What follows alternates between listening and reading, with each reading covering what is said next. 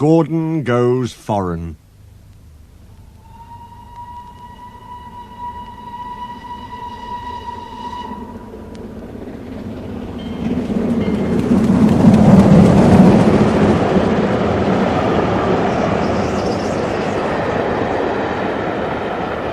Lots of people travel to the big station at the end of the line. Engines from the other railway sometimes pull their trains. These engines stay the night and go home next day. Gordon was talking one day to one of these.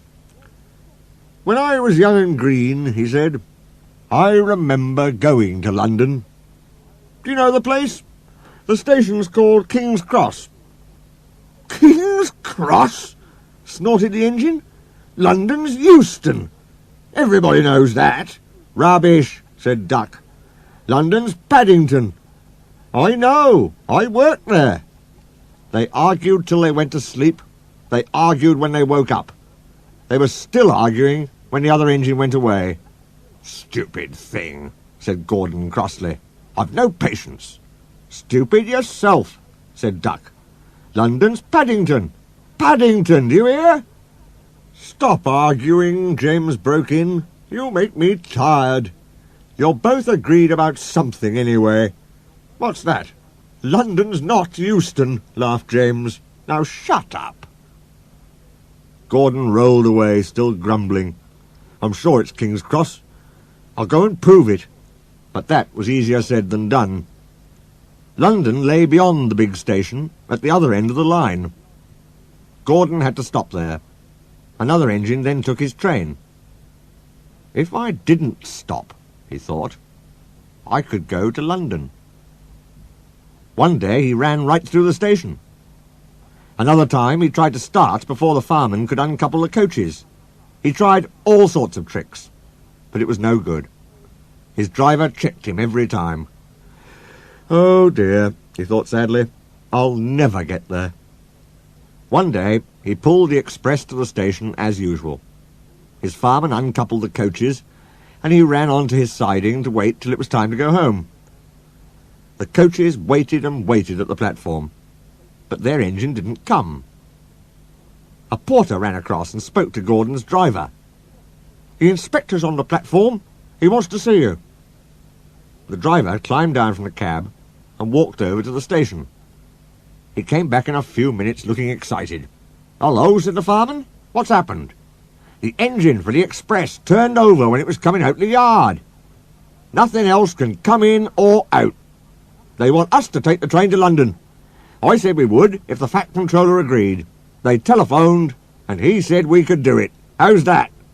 "Fine," said the fireman. "We'll show them what the Fat Controller's engines can do." "Come on," said Gordon, "let's go." He rolled quickly over the crossings and backed onto the train. It was only a few minutes before the guard blew his whistle, but Gordon thought it was ages. "Come on! Come on!" he puffed to the coaches.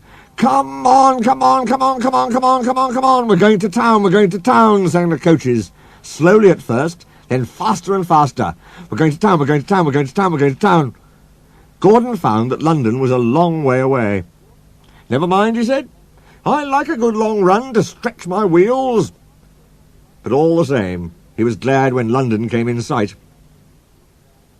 The Fat Controller came into his office next morning. He looked at the letters on his desk. One had a London postmark. "I wonder how Gordon's getting on," he said. The station master knocked and came in. He looked excited.